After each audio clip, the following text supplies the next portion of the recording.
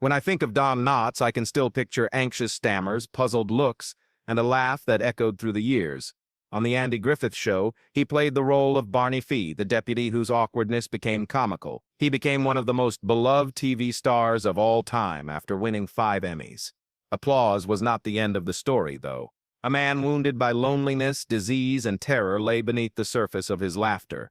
After decades of covering up the truth behind her father's smiles, his 71-year-old daughter Karen Knotts has chosen to expose the secret sorrow he bore.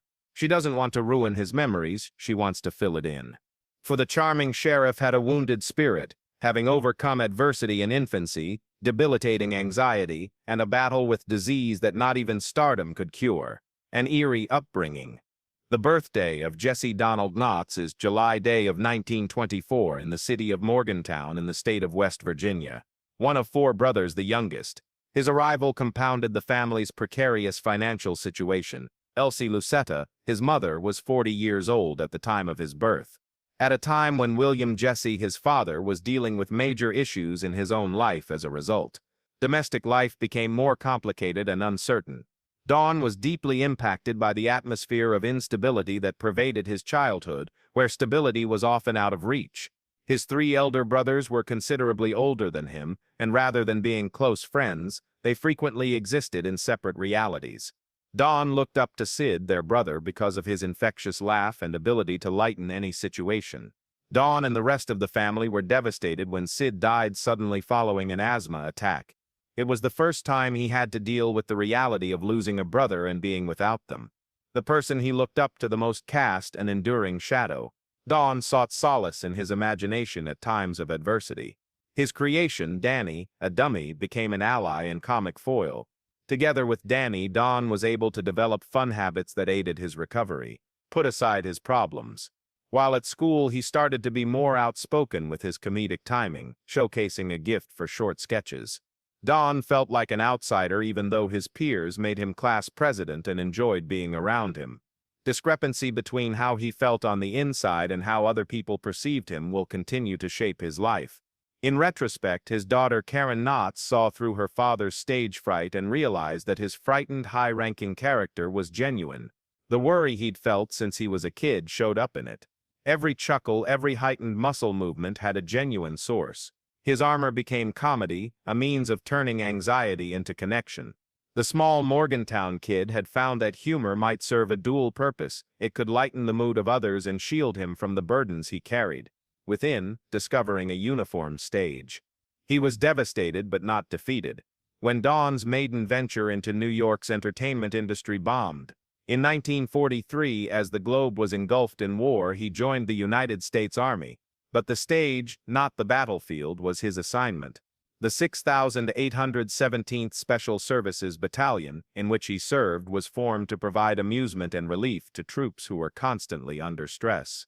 While on the road with his variety show Stars and Gripes across the Pacific, Don learned the strength of his anxious life force, not because he was courageous, but because he made them laugh at their vulnerabilities and fears. The troops adored him. His medal collection included the Philippine Liberation War Medal, the World War II Victory Medal, and many more by the time he left the Army in 1946.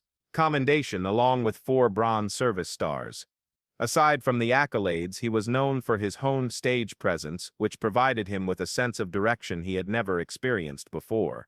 The young guy who had once cowered in the face of his furious father was now the center of attention as he stood before large audiences. Dawn went back to West Virginia University to finish her degree after the war. In 1948, with a degree in teaching and a secondary concentration on speech. He frequently put on performances on school, captivating audiences with his dummy Danny and his own brand of comedy. His first wife, Catherine Metz, was the daughter of a minister he met. In 1949, with just $100 on hand, and Catherine at dawn accompanied him back to the Big Apple. At least he had something of greater worth than cash on hand this time. Motivation, perseverance, and life experience. Instant success did not occur.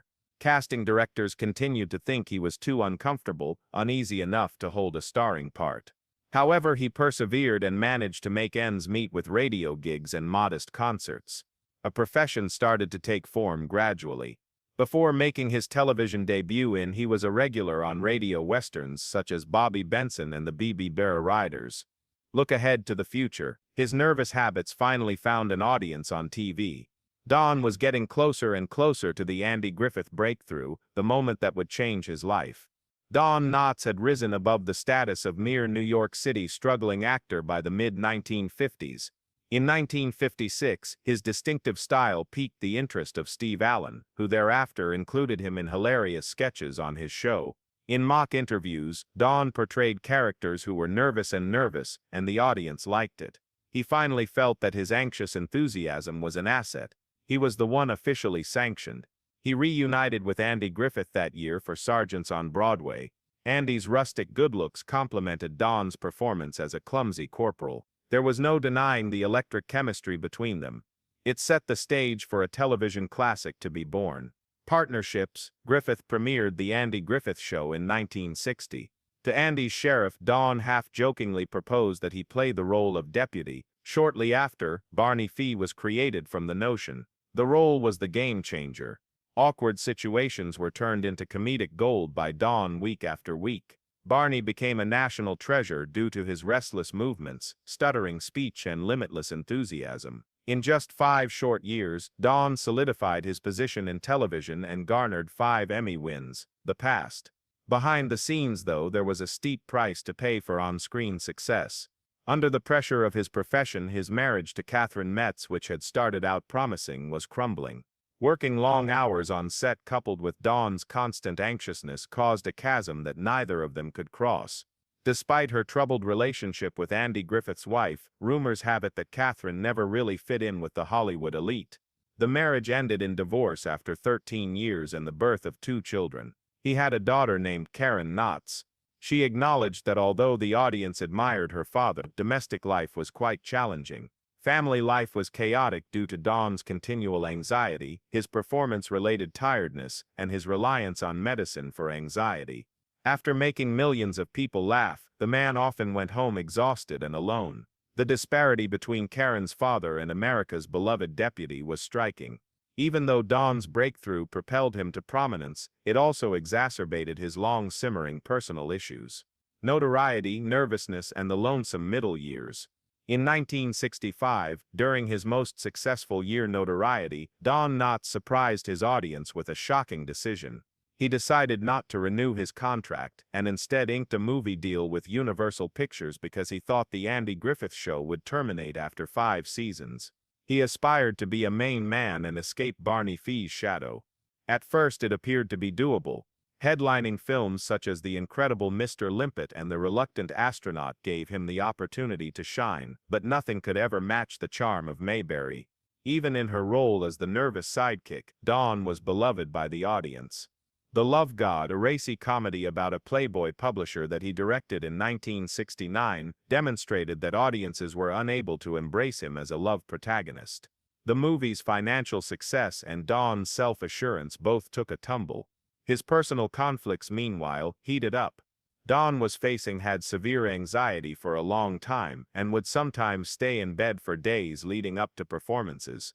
Medications were provided by doctors in the 1950s, but they were soon seen as a crutch. Karen, his daughter, would later disclose that her father's nervous characters reflected his own anxieties. It wasn't a performance, he was really experiencing the nerves. The chasm between him and the mask grew wider as his cinematic career faltered. In an effort to rebrand himself in the 1970s, Don appeared on the variety show Don Knotts Show to display his skills. Yet it was unable to hold its own against the show was discontinued after only 1 year, along with other famous variety shows. He kept busy in the entertainment industry, making cameos in Disney comedy, and eventually landing recurring roles on Three's Company. Still, a feeling of deterioration persisted even with the stable employment. He has shifted from Emmy-winning star to supporting actor, illuminating roles that were previously held by more prominent figures. For her part, Dawn floundered. The marriage he had before has ended.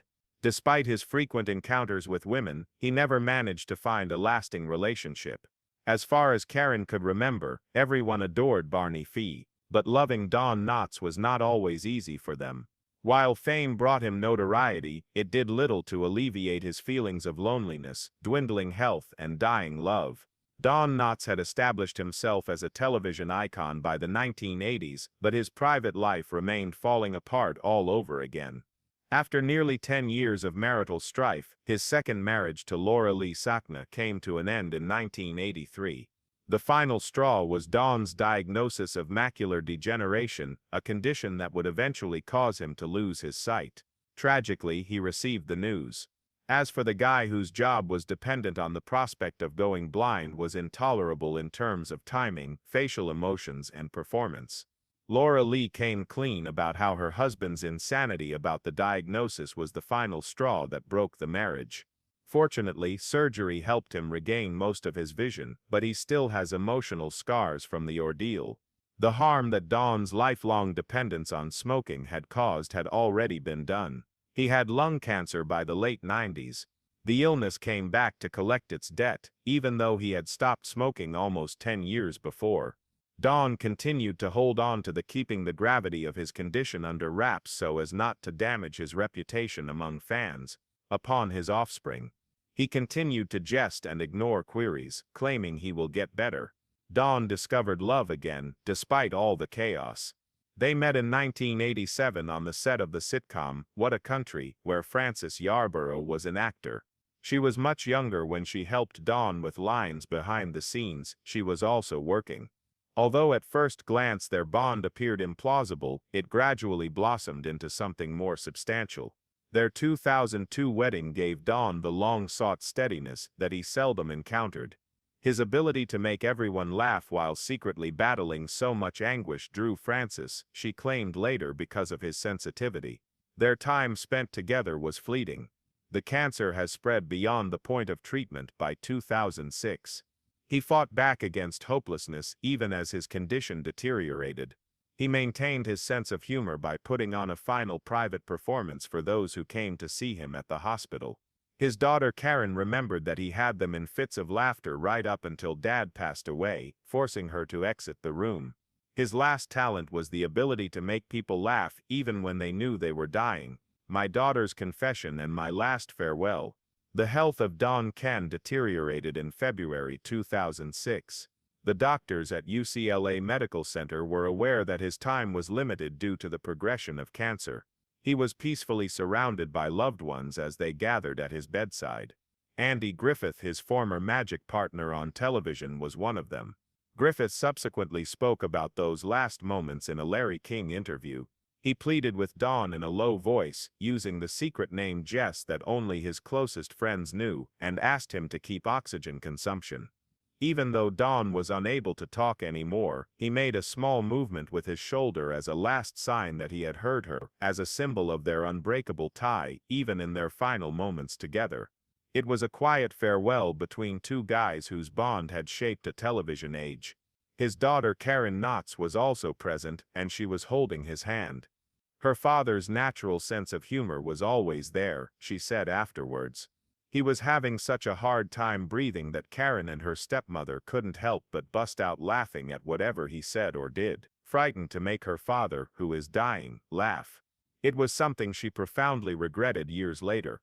She was informed by a friend of the director that Don's life was laughing and that he would have wanted her to remain. In hindsight, I should have simply stood there and laughed, she admitted afterward. He was that person. Don Knotts died on February 24, 2006, at the age of 81. The Joybringer quietly departed, accompanied by his family. The man's estate was passed down to Frances Yarborough, his last wife. However, property was not the measure of Don's legacy. The resounding mirth that swept through the years, tied up in knots, Karen's memoir, finally exposed her father's life story in its entirety. The traumatic upbringing, the ongoing struggle with anxiety, and the profound isolation that not even stardom could alleviate. Honoring him and demonstrating that she did not intend to expose him, she wrote underneath the endearing, "The man known as Barney Fe was incredibly multifaceted." Her remarks serve as a sobering reminder that those who are most hilarious to us are frequently the ones who are most burdened. Contradictions abound in Don Knotts' life. He became known around the world as the adored sheriff who happened into television by accident. The past. His loved ones saw a man fighting off the effects of depression, isolation, and a precarious health situation. Karen, who is now 71 years old, broke her silence not to discredit her father, but to tell us the real truth, a sobering reminder that the best moments in life are frequently the result of overcoming adversity. His legacy consists of unforgettable characters, joy, and bravery in the face of personal suffering. Even in his last moments, Don Knotts managed to make people chuckle. That could be the best way to describe his talent. Is that so? Can you recall the hilarious antics of Barney Fe during his nervous breakdown on the Andy Griffith Show? Leave a comment below with a story about Don Knotts. Also, if you found this story moving, please subscribe to our channel, like this video, and enable notifications for more hidden content. Stars whose story you believed you knew.